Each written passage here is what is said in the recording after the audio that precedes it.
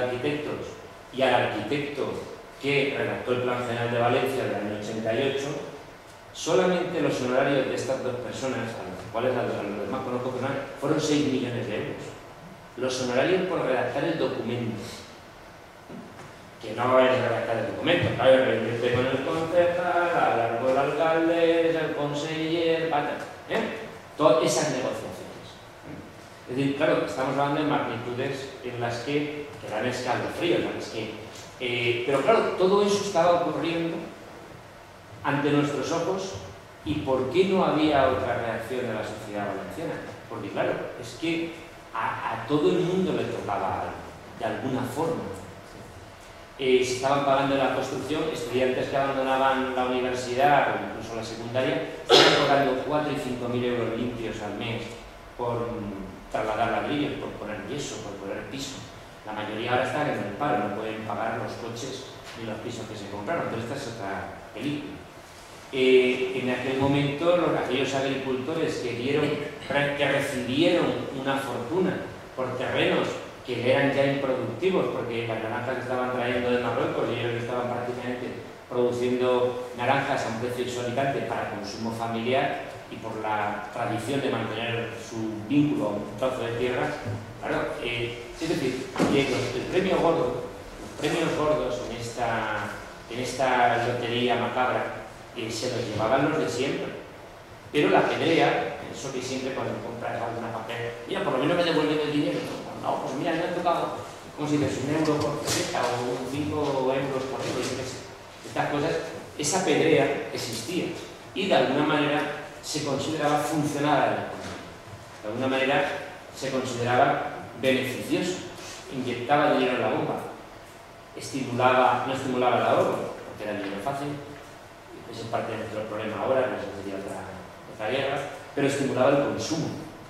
Y por tanto estimulaba el ciclo en el que había una cierta opulencia y entonces grandes recaudaciones tributarias y además pagos en especie y por parte de constructores, grandes eventos y todos estos mitos que en nuestro caso pasaban por que íbamos a ser la California de Europa, en el país valenciano, etcétera, etcétera.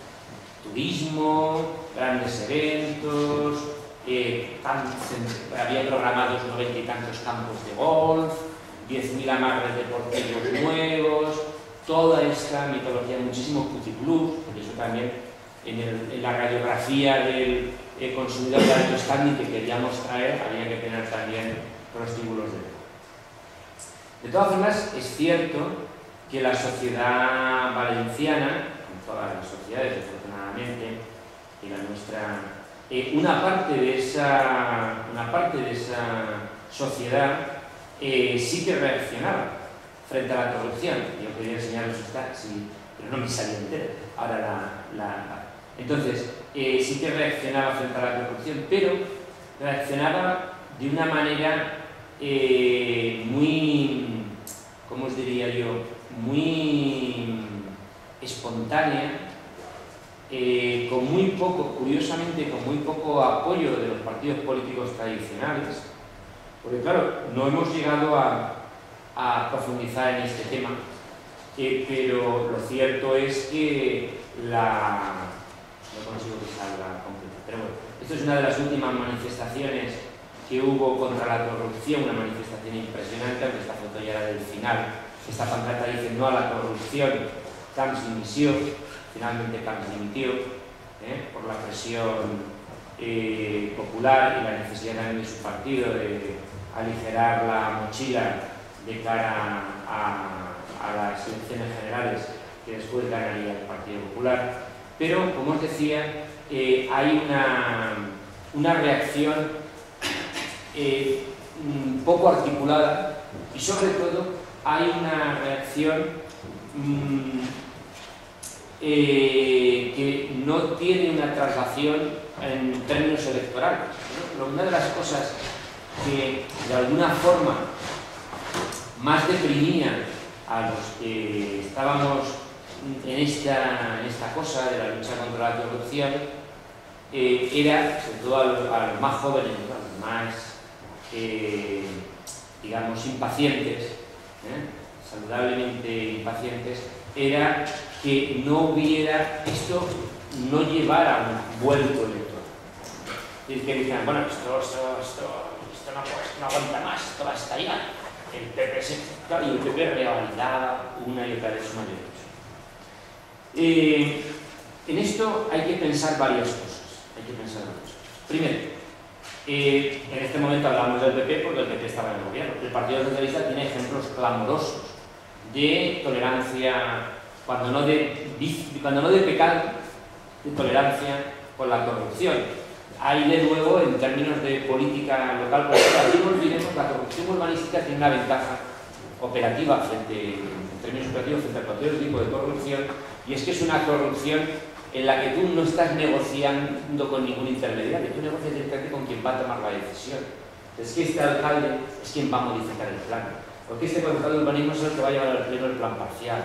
Porque no estoy hablando con un funcionario, con un intermediario, no estoy hablando con alguien que va a proponer, no, es que estos son.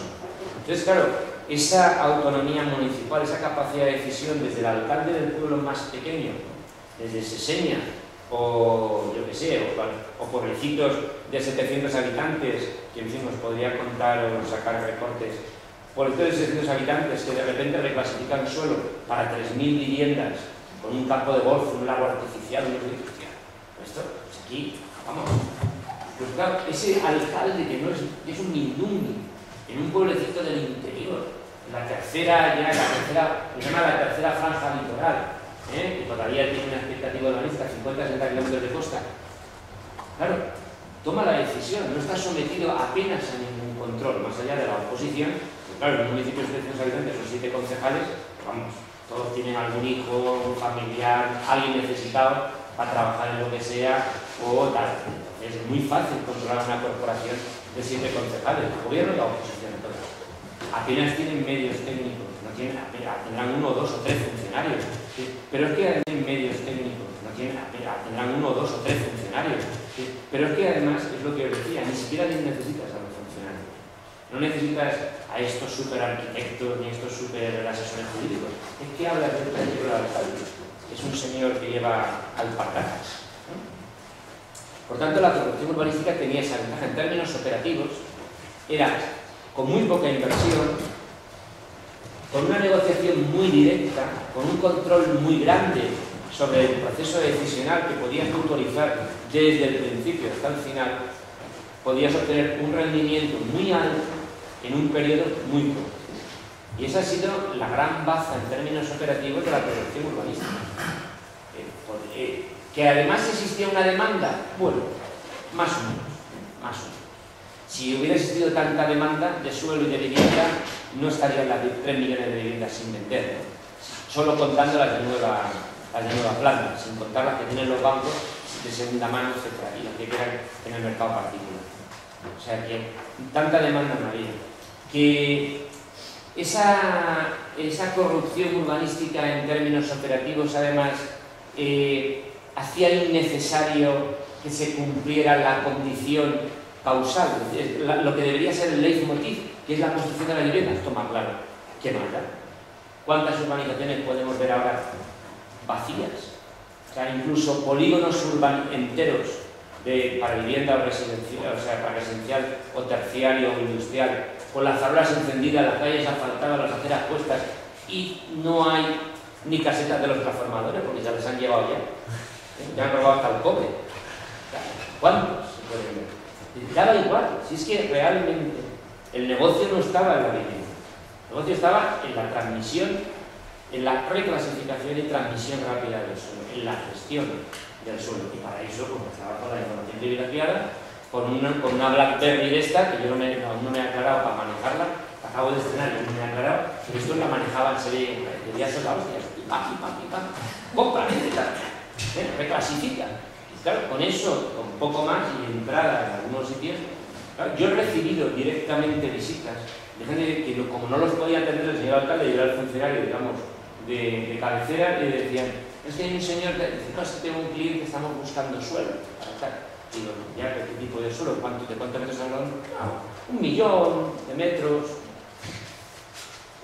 Pero bien, bueno, no, yo pasaba por aquí, papá no sé, Socorro, 1 millón de metros aquí en el día ambiente, serán baratos. Usted me podría decir, pues mire, no sé, aquí es que este tipo de cosas no las hacen. Claro, es que era lo más normal del mundo, es decir, que un tipo o 2 tipos aparecieran a plantear este tipo de cosas con toda la naturalidad. Cuento 2 anécdotas más. Sí, claro. Es que esto un sistema muy fácil de transmisión legal de dinero de constructor a alcalde, en este caso Canarias, no voy a decir ya la ciudad, pero que he presentado yo físicamente, pasando por un casino de un hotel en el que yo estaba alojado. Curiosamente había un alcalde de una de las capitales que jugaba a la ruleta. Y qué curioso que al lado había una persona que le pasaba fichas. ¿Se dan cuenta ustedes? Bueno, pues esto es Vox Populi en todas las Islas Canarias, que una de las formas fáciles y legales es que tú vas a jugar unos euros a un casino y sales sobrado, te ha tocado la suerte.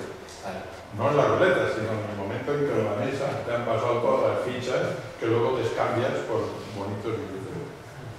Hay otros que compran billetes de lotería en Castellón, pero vamos, hay sistemas muy fáciles. Yo digo esto porque yo me algún alcalde en algunas de estas prácticas. Otra cuestión muy sencilla, y esta de Madrid, luego te cuento una de Alicante.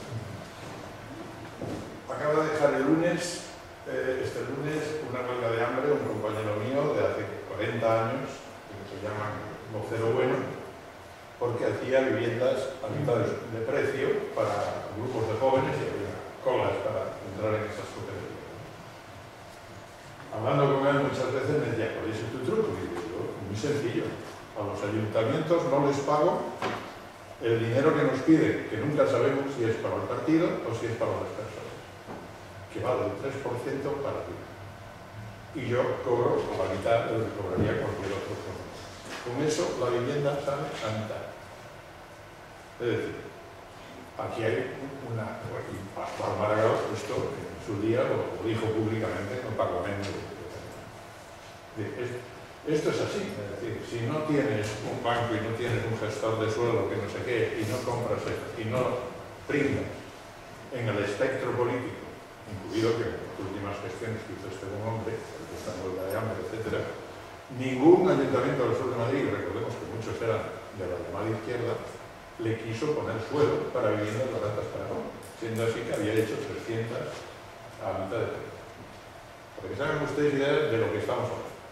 Y la última ya, bajo en el avión en Alicante a dar una charla.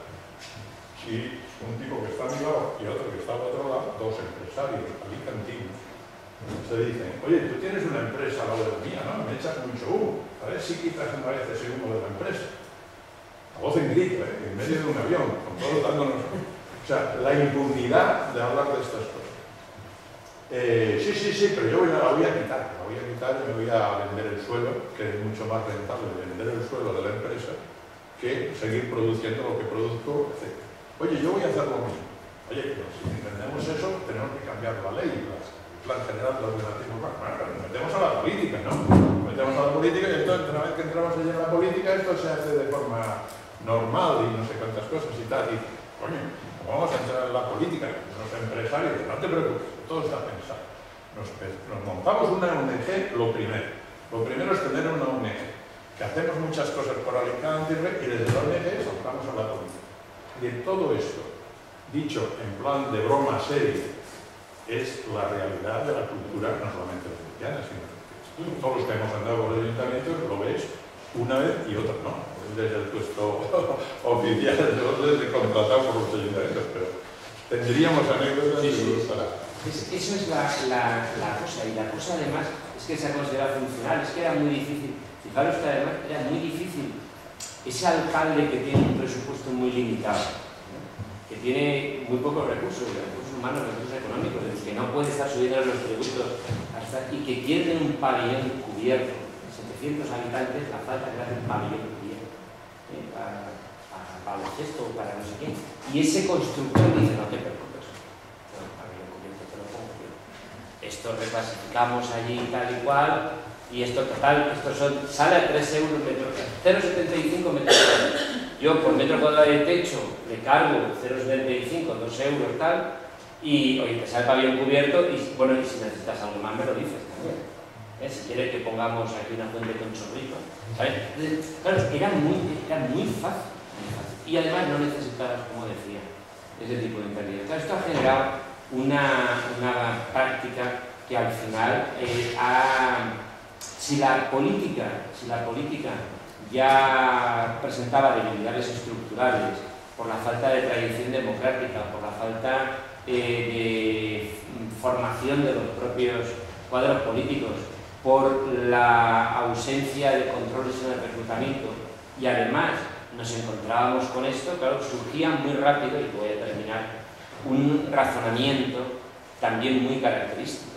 Es ese alcalde que después de 8, 12 años de alcalde dice, joder, ahora yo tengo que volver a la fábrica. Ese señor que era representante de plástico, que estaba en una madera manicero, claro, esa vida activa de la política, esos entornos, ese tipo de relaciones, esa agenda, ese ser don fulano. Claro, hay gente que dice, oye, hay que apartarlo, porque claro, para el día de mañana. Porque claro, yo luego me voy, yo aquí me pagan 1.500 euros al mes de alcalde, y luego me vuelvo allá, o me pagan, da igual, me pagan 3.000, y luego me vuelvo allí a cobrar la mitad, la fábrica otra vez, que me van a tutear ahora, mira se creía el alcalde, claro, yo si puedo no volver, o si vuelvo, solamente el tiempo estrictamente necesario para la prejubilación, pero claro, con algo para el día de mañana, algo para mi parte. O ese otro que cree que la sociedad está en deuda con él, por lo que él se ha sacrificado las horas. Ser alcalde no tiene horarios, se trabaja los domingos, un montón de reuniones y sin sabores, y la gente te critica, y algunos a lo mejor hasta te insulta por la calle, no puedes contentar a todo el mundo. ¿Qué vas a llevar? Aparte de la satisfacción del deber cumplido, ¿verdad? Joder, pues una visita para hacer algo, ¿no? Un apartamento en Torrevieja, como daban antes a los concursantes de unos 3, hace 20 o 30 años. Algo. Entonces, claro, esa, digamos, humanidad que se expone así sobre la mesa a la vista de algunos empresarios ladinos, pues hace muy fácil crear un entorno muy propicio, y además incluso, fijaros, hasta moralmente justificado. El otro día me contaba un alcalde cómo tuvo que votar en contra en una mancomunidad, bueno, una entidad supramunicipal, no exactamente una mancomunidad, porque querían pagarse por las reuniones del Consejo de Administración, el propio Consejo de Administración, la Asamblea iba a votar, y se iban a pagar 1.500 euros por sesión. Eran 2 sesiones al mes. Entonces tú ya llegas con todo hecho, desde tú llegas a la sesión, ahora este es el orden del día, estos son los asuntos. Vamos a votar que a las 11 tenemos que almorzar, que son las 9:30, vamos a comer eso. Bueno, aprobado, 1.500. Yo he conocido organizaciones supramunicipales, organizaciones públicas, donde los 1.500 además te los daban en metálico al salir. Decía, decía, número de cuenta, firma aquí, ya te daban los 1.500. Claro, 1.500 por sesión, 2, 3 sesiones al mes aquí, 2 ahí. Claro, al final, claro, y a usted le decía, es que los de mi partido me querían matar, porque yo decía que no podíamos votar eso, que teníamos que votar en contra. Que esto no puede ser, que tú no puedes decirle a la gente que te van a pagar 1.000 y pico euros por venir a una sesión que dura hora y media, en la que no hacen nada más que dar la votar. Claro, entonces estas cosas, y claro, ¿cuál era el argumento del presidente de la entidad? Oye, nosotros, el día de mañana, claro, que luego esto no nos lo va a agradecer nadie. Que tú te volverás luego, claro, ¿cuántos hijos tienes tú? 2, ¿no? ¿A qué están parados? Hombre, claro, y el día de mañana, ¿qué?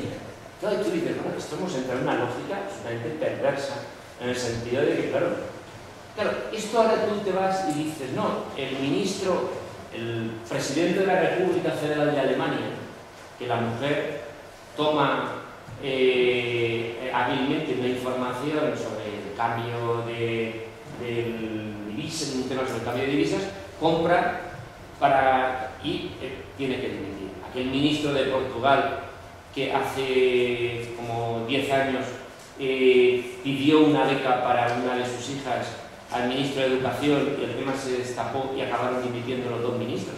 Y eso que son de Portugal, que están subdesarrollados. Claro. Estas cosas ponen de manifiesto la falta de músculo. Aquí no dimite nadie. Y vamos, el que dimite como Camps es porque ha tenido un problema mental. Problema mental. Además es que no hay más que ver la última entrevista que le hacen en Telva para darse cuenta de que tiene un problema mental, no que haya dimitido porque se cree algo del servicio. Por tanto, yo creo que es necesario, es muy necesario, no solo, que también, cambiar el código, adaptar el código penal a los tiempos, claro que sí, pero nosotros ya tenemos un montón de malversación de tipos delictivos, malversación, cohecho, prevaricación, alteración del precio de las cosas, uso de información reservada, un montón de tipos delictivos, malversación de caudales públicos, podría seguir, hay como 12 o 14, y en distintas variables, con distinta intensidad, etc. Está casi todo contemplado en el Código Penal. Nuestro problema es que no tenemos ni la justicia, ni los recursos judiciales, Fiscalía, Policía Judicial, la propia funcionamiento de la Administración de Justicia, suficientemente activado, suficientemente diligente o con un funcionamiento suficientemente razonable. Aquí prescriben los delitos de corrupción, como prescriben las multas de tráfico. Es que aquí se demuestra, no, los hechos se han cometido, pero como ha prescrito, como la grabación se obtuvo ilegalmente violando derechos fundamentales, bueno, da igual, pero es que esta persona tiene que dimitir. No, es que como no hay condena, no hay delito. No, hay delito, lo que no ha podido es haber condena porque ha prescrito. Bueno, cambiemos los mecanismos de prescripción, pero es que esto no le va a hincar el diente a ningún partido. Hoy oía, creo que ha sido hoy, oía a Griñán en una entrevista triste dando la explicación sobre el tema, sobre el tema de los seres de Andalucía, ¿no? El ciudadano que se dedicaba en la barra de la mesa de un bar, ahí tomándose unos gin tonics a repartir millones, ahí estoy siniestro con cargo a fondos de empleo. Claro, no lo van a hacer. ¿Dónde está, por tanto, la cuestión? Está en el músculo democrático. Lo que tenemos es que construir un sistema de controles que vayan más allá de la visión legalista. Esto no es un problema jurídico, es un problema estructural de la democracia. Es una patología del sistema. Esto no es que nos han salido ranas unos cuantos, no. Esto es que hay una zona, hay una ventana de oportunidad por la confluencia de una serie de factores jurídicos, económicos, socioculturales, etcétera, que lo posibilita. Y si la ciudadanía no construye un mecanismo de respuesta, de crítica, de combate en esa línea de colectivos como este que se constituyó en Valencia y que ha funcionado razonablemente bien, de colectivos contra la corrupción, el problema siempre se quedará en, bueno, son casos aislados, unas cuantas ovejas negras, no se puede generalizar, etc. Y por tanto yo creo que ahora ahí Tomás nos ilustrará, porque yo creo que parte de la solución, aparte de que sea la pura eliminación física, no por pura, en fin, edad, ni de la edad, no estoy yo hablando de los Fabra, los Camps, los Velasco, los personajes estos de una y otra territorio que son este perverso ejemplo de corrupción política. Más allá de esto, lo que hay que construir la ciudadanía y ejercer la ciudadanía sobre nuevas bases. Y eso pasa por la construcción de una democracia participativa que nos haga a todos ser más capaces, pero también más exigentes, incluso a veces con nosotros mismos. Gracias.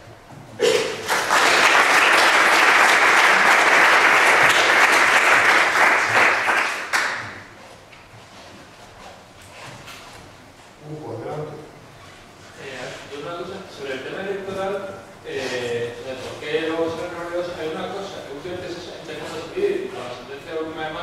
sale, que es la corrupción periodística, que yo creo que es crucial. En Baleares ya ha habido el tema del periodista, el alemán, y también de un medio que crea mapas, que es el Libertad Balear, que eso me parece que estará entre los 20 o 25 semanas que quedan, cómo se va generando un tejido clientelar mediático que da prestigio al corrupto y que también, o sea, que forma parte de su estructura y que creo que sería crucial investigar. En Madrid también ha pasado eso con Ignacio González, la publicación de licencias de TDT, pues había un trama en el que como siempre había un cuñado y tal, y creo que eso es básico. Y luego ahí, al principio hablabas de eso, de las dos partes, que una da, vamos, que las dos dan algo y las dos reciben algo. Pero a mí hay un caso que no termino de descodificar en ese sentido, que es el de Urdangarín. Porque Urdangarín, al fin y al cabo, en teoría, no tenía concesiones que hacer, salvo la foto. Yo tengo un buen amigo diputado valenciano que, o sea, que eso, cuando salió la pasta que daba Capso Urdangarín, le pregunté y me dice, claro, desde Madrid me entendéis eso de que Capso es un enfermo mental, que por una foto con el Papa, con Alonso, con quien sea, es capaz de lo que sea. Pero claro, vale, eso vale para Camps, pero para el Villarreal, ¿por qué el Villarreal paga 690.000 euros por 12 folders de internet? O sea, por la foto. O sea, ahí tiene que haber cosas que yo incluso diría que es que lo cultural es tan fuerte que negarle la pasta a Urdangarín está fuera de toda la concepción en esas esferas, ¿no? Y luego ya lo último, en el tema electoral, es el tema de Seseña. Como, bueno, ahí sí hubo un alcalde que se enfrentó radicalmente al Pocero y pierde escandalosamente las elecciones. Y las ganan los aliados del Pocero. Entre otras cosas porque eso... Del Pocero malo. Yo también tuve contacto con el alcalde de Seseña y el tío estaba convencido de que iba a perder las elecciones porque haberse luchado contra la corrupción había arruinado a su ayuntamiento. Claro, el Pocero era capaz de dar mucha pasta, había construido porque los anteriores lo habían permitido, con lo cual había que llevar todas las infraestructuras de agua, tal, y mientras estamos sometidos cada mes a una demanda que sospechosamente un juzgado de Illescas aceptaba y ponía más fianzas ingentes de cientos de miles de euros, lo cual hacía que un ayuntamiento pequeñito tuviera que estar con unos gastos judiciales impresionantes, con lo cual al final era para su pueblo un disparate luchar contra la corrupción. Era un suicidio. Sí. A él, si queréis contesto rápido y así vamos por digo. Eso se plantea en términos... Ahí hay una desigualdad de armas. Entonces, claro, tú tienes unas cantidades ingentes tú tienes todos los recursos. Tiempo, recursos jurídicos, recursos económicos, recursos materiales y personales. Entonces, claro, desde esa desigualdad de armas... Y además tienes, cuando digo tiempo, lo digo en términos, sabiendo lo que digo, porque el ciclo de la política es muy corto. Una legislatura, 4 años se pasan muy rápido. Y claro, tú tienes además que hacer cosas. Tú tienes que tener tu propia política municipal, planificar, buscar recursos, hacer inversiones, prestar servicios, etc. Claro, y el otro tiene una situación privilegiada, en el sentido de que tiene todo ese tiempo y puede, digamos, su erosión por el tiempo, por el gasto o por el consumo de recursos jurídicos es mínima frente a ti. Entonces, él te lo plantea en términos de que es un suicidio. Y al final, el ciudadano dice, si es que este alcalde es un santo, coño, pero nos va a llevar a la ruina. Entonces, al final es lo inevitable. Es que esto siempre ha sido así. Siempre han ganado los mismos. Y que al final son los que tienen el dinero. Yo me acuerdo de la transición política, mucha gente, yo trabajaba en la FOR, me acuerdo que muchos compañeros de la fábrica te decían, es que hay que votar a la derecha, porque fíjate, si gana la izquierda, las primeras elecciones, si llega a ganar la izquierda y se van todos los capitalistas, nos cierra la factoría. Y digo, bueno, vamos a ver, ¿cómo te van a cerrar la factoría? Pues, claro, al final ganó la izquierda algún día, que fue en el 82, y ya ves tú, cerró las empresas la izquierda para reconversión, ¿no? Pero bueno, anecdótico. El caso es que en esa lógica, esto siempre ha sido así. Es una lucha desigual. Este hombre es un santo. Si necesita un homenaje, ahí van 100 euros para un homenaje, pero quitarnos lo de alcalde que no son. Y una versión todavía más dura que yo también he escuchado. A ver, de un líder vecinal de aquí que decía, este se presenta por el partido tal, y dice, no, mejor que no se presenta, que se nos va del barrio, que se queda aquí, que se presenten los de la derecha y que votemos a los de derecha, que ya son ricos. Si entran los de la izquierda se tienen que hacer ricos todavía. Pero los otros por lo menos ya tienen el dinero en casa, es decir, este razonamiento no es que sea masivo, pero justifica mucho planteamiento por ahí. Y la frase de una investigación que hicimos en América Latina, más repetida que encontramos en 6 países de este tema, es roba, pero hace. Entonces, mientras haga, ya vemos que todo roba, pero por la distinción es que no está aquí. Al final es robar con conocimiento. Si tú robas una parte, pero la otra parte. Esto en el trabajo de investigación, está muy bien que Tomás nos lo recuerde, porque es que esas son las conclusiones a las que llegan estos chavales que han publicado el informe de rebelión. Y es que dicen, tú roba, pero no jodas al pueblo. No robes tanto, hombre, no. Algo se quedará, tendrá que quedar el muchacho.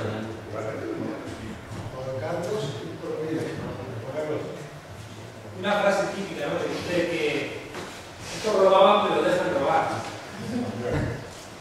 Hay una frase aquí en mi país, en el Reino de España, que me ha preocupado siempre, y es una frase de la gente que dice, ese tipo, ese es un monstruo, ese hace lo que le sale de los cojones. Hombre, Con cierta... Leoni, Luis Candelas, tenemos toda una tradición. Es una frase muy de dictadura, ¿no? De admiración ante el sinvergüenza, ¿no? Fíjate que el siguiente salto es la exoneración de la culpa. Una cosa que a mí me ha llenado de dudas siempre es cómo es posible que una monja rendiese comunión diaria votase a un putero como Berlusconi.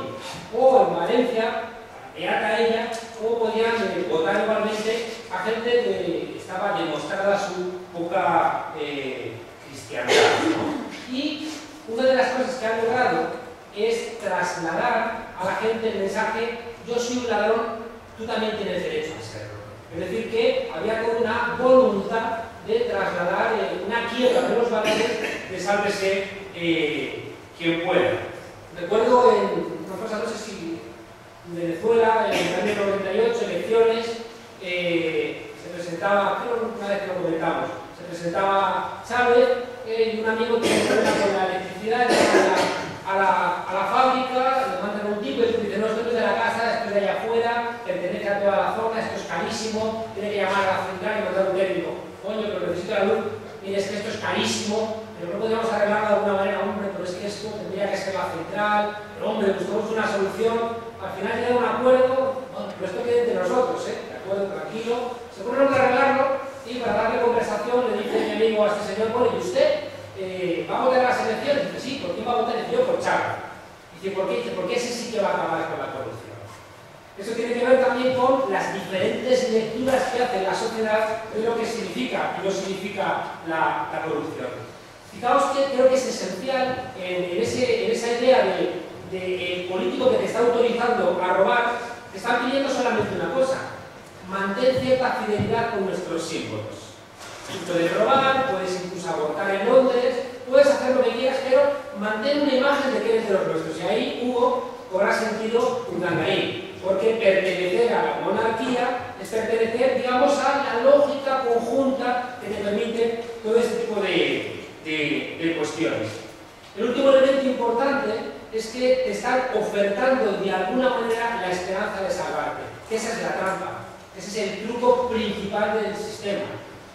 La misma Venezuela, elecciones, haciendo campaña por el Partido Extremista de Venezuela, llegan a un cerro paupérrimo, hay un señor con la mesa rota, la silla rota, la luz conectada afuera, y después de contarle toda la historia, el candidato le dice a este hombre pobre, ya, pues yo a ustedes me parece muy bien lo que nos cuentan, pero no les voy a votar, porque yo estoy en contra del socialismo. Dice, ¿por qué está usted en contra del socialismo? Dice, no, porque el socialismo me va a quitar lo que tenga. Digo, pero si usted no tiene absolutamente nada. Y le contesta a este hombre, ¿y si me toca la lotería? Es decir, hay una usurpación del imaginario colectivo que al final te hace reír. La gente que piensa que te vas a salvar hace que no tengas ningún tipo de problema en esa ruptura de la lógica colectiva, puesto que solamente vas a encontrar salida por los agujeros. Ese es el cuento de la Cenicienta, o el cuento ahora de las telenovelas, que ahora ya no es un toque de magia, sino que es un juez que es el que viene a operar la magia, a decirte que sí, hombre, tonta, que tú sí que eres la hija del noble, o tú sí, tonto, sí que eres el verdadero heredero. La conclusión de todo esto, fijaos, es que yo creo que hay algunos que juegan a la democracia solamente si obtienen, tú lo has llamado ventanas de oportunidad. Hay gente que juega a la democracia solamente si gana. Solamente si les das miedo van a cumplir las reglas. Como cuando se encarceló a Lola Flores y dijo la gente de este país: uy, si encarcelan a Lola Flores por no pagar impuestos, aquí nos encarcelan a cualquiera. Yo creo que la corrupción solamente se solventa si damos un salto más y le metemos miedo a los corruptos. Es decir, que no tengan la posibilidad de beneficiarse del fruto de su corrupción. Todo lo contrario, que tú lo has planteado, si la corrupción es estructural, si es el lubricante del sistema, si funciona para los que mejor ubicados están, lo que nos queda siempre es mirar y esperar a ver si un día nos toca a nosotros. Y los que no queremos jugar a esa lógica nos lleva a rupturas radicales. Y esas rupturas radicales yo creo que son unas formas quizá más amables, pero de la lucha de clases. Es decir, si esa gente nos está jodiendo la vida, hay que recordarles que igual tenemos que ajustar cuentas. Ahí hay una cuestión, efectivamente, por lo que me he olvidado de Urdangarín. Ahí se está comprando la foto, efectivamente. Pero ten en cuenta, Urdangarín no es solo la monarquía, es el papel cuché. No es casual que la gran entrevista, digamos, después de haber sido absuelto de Camp, es en Telva. No es casual, porque no es en una revista política, ni es es en Telva. Es el papel cuché. Y es un papel, eso tiene una capacidad de permanencia en el imaginario colectivo muy alta. Y este chico no solo es príncipe, es que es alto y es guapo, y es que es joven, claro, es una historia, además es un plebeyo, igual que la historia, el mito de Leticia. Son historias que crean mucha satisfacción, mucha conformidad colectiva, ¿no? Un placer así. Estamos en el sitio, es que aquí tenemos esto de los presidentes de la República, eligen a un negro después, nada, aquí la monarquía, eso es lo que pasa. Y entonces, claro, no hay más que ver el país con la que está cayendo y Prisa regala los viernes, una revista de mozo que se te cae de las manos, unas cosas, unas joyas, unos vestidos, hostia, con la que está cayendo. Luego te sacan así los mileuristas, los nuevos pobres y no sé qué para compensar también. Vergüenza, el mercado del lujo ha crecido un 25% en este país. La tercera parte de los billetes de 500 euros de la Unión Europea están en España. ¿Cuántos has visto? Pero claro, todo eso forma parte. Y Urdangarín es el mito, o sea, que es el símbolo.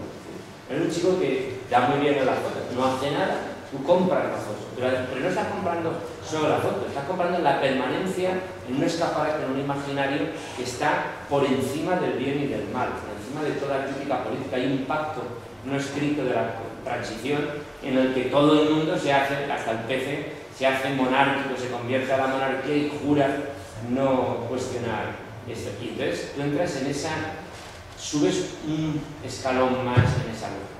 Luego además hay otra cuestión, y es que, por lo que decía él, claro, la sensación está de que no va a haber reproche.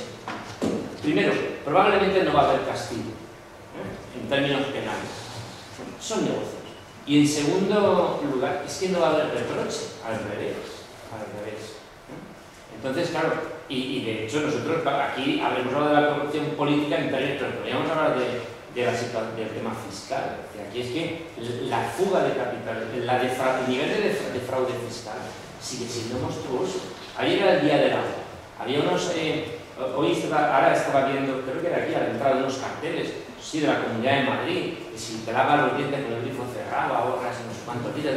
Joder, que reparen las tuberías. Se está perdiendo el 50% del agua potable porque no reparan la conducción del suministro domiciliario, porque las tuberías no se pueden inaugurar. Llevamos 30 años de democracia y no se han renovado las tuberías de los años 50. se está viendo en la tasa de pérdida. Nosotros tenemos un plan director en algunos municipios para la renovación de la red de agua potable, y es impresionante la recuperación que se puede hacer de agua. La tasa en la ciudad del entorno de Valencia de pérdidas, de fugas, están en un 50%. Claro. Y luego te están cobrando no solamente el agua que se inyecta a la red, porque tú pagas toda el agua que se inyecta a la red, no solo la que sale por tu grifo. El sistema de cálculo de la tarifa incluye eso. Y luego una serie de impuestos y tributos que giran en torno al volumen de agua, con lo cual estás pagando doblemente. Nosotros tenemos una tasa de residuos sólidos que también es un porcentaje sobre el consumo de agua. Ya me explicarás que tiene que ver lo que te bebes con lo que tiras al contenedor. Pero bueno, en fin, es decir, que estamos hablando de cosas, nos hemos centrado en los aspectos, pero que claro, aquí por lo que decía el compañero, ¿no? Es que aquí el nivel de fraude, pues es que al final tú haces la dirección de esto, ya lo pongo, no lo pongo, ya veré qué pasa. Ya, y esta es nuestra... Pero eso no justifica todo lo demás. Esto no justifica todo lo demás. Sí, hacemos una última ronda que cogemos exclusivamente. Yo quería hacer una pregunta concreta que nos pediste sobre esta moda de la colocación de familiares de asignamientos de mano en empresas, ya sea con participación pública, totalmente pública, o como el caso de Monterrey de Marina, en una empresa privada no telefónica, pero que tiene que rendir cuentas al Estado constantemente. Esto es una práctica terrible, porque además eso lo ha hecho todo el mundo. Hay alcaldes casi eternos de izquierda que lo han seguido siendo durante muchos años, porque las agrupaciones, cuando llegaba la hora de hacer las listas, tocaba rebato en la brigada de mantenimiento del ayuntamiento y resulta que todos eran militantes del PSOE o de lo que fuera. Eso es una... vamos a ver, si hacemos una definición canónica, eso sería...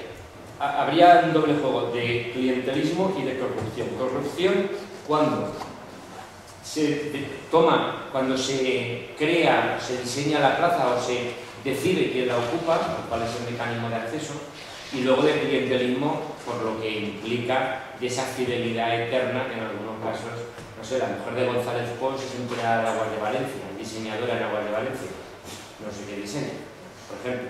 Pero es que el marido de Cospedal el otro día tuvo que renunciar a un puesto porque, pero bueno, es que esto lo ha hecho todo el mundo, esto el PSOE, esto ha sido una dinámica perversa en la que además se ha considerado como absolutamente natural. Y ahí no nos olvidemos de una cosa, es decir, hay una gran parte que no vemos, que son las empresas concesionarias de servicios públicos.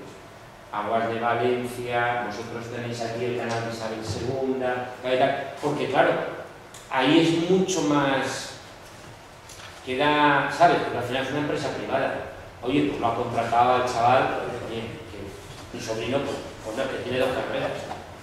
Pero claro, es una empresa privada, no hay una prevaricación de Yo eso. supongo que, bueno, habrá casos que no, pero la mayoría de esta gente está capacitada para hacer ese trabajo.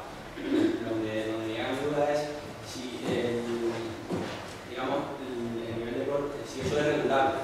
Porque yo Sí que es regulable, entre otras cosas, o más difícil que regular lo del cohecho, la planificación. entre otras cosas, ¿sabes cuál es el problema?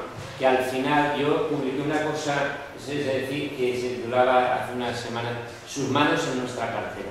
Es que el problema es que te lo están quitando a ti.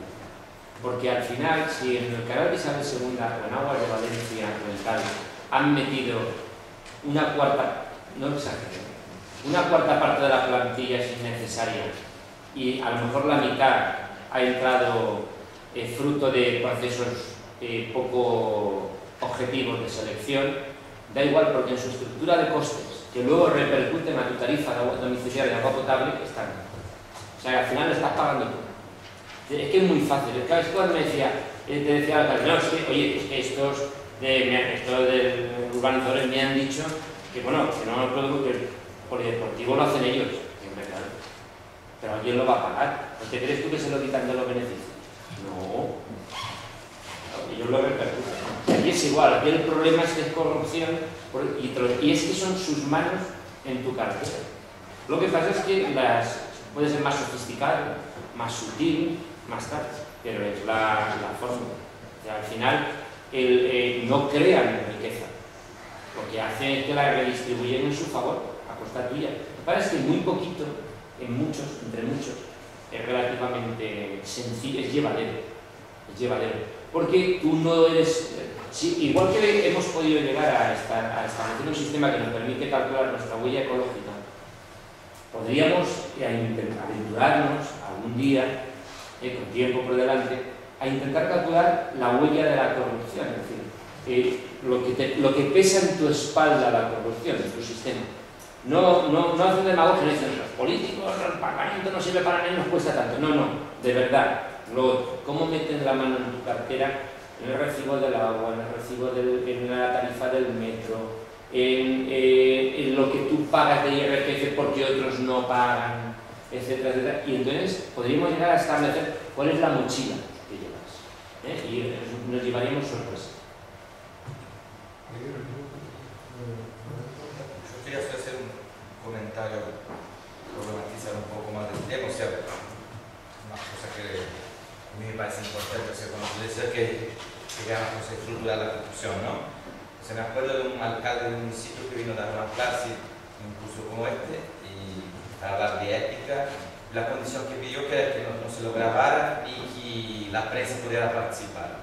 Y la primera pregunta que se lo hizo a los jóvenes, dijo, bueno, y era un tipo conocido porque fue a dar la clase de ética, era un tipo conocido por ser defensor anticorrupción, un tipo de la ética tal, que enfrentó los lobbies de las empresas de autobuses, las empresas de basura municipal, tal y tal. Bien, el tipo llegó a la clase de la primera cosa que dijo, bueno, yo termino mi mandato en 4 meses, después de 4 años, el segundo mandato ya no puedo tener una reelección porque en Brasil son permitidas solo dos veces, y decía a la gente, yo en esos 7 años y medio tengo personalmente, por las cosas del derecho, 25 procesos directamente relacionados a mi persona, no al alcalde o al gobierno, o sea, a mi persona. Y terminando, después de los 4 meses, cuando yo me vaya a casa, yo tengo que seguir con ellos. Cada proceso yo necesito de un abogado para cada uno de ellos.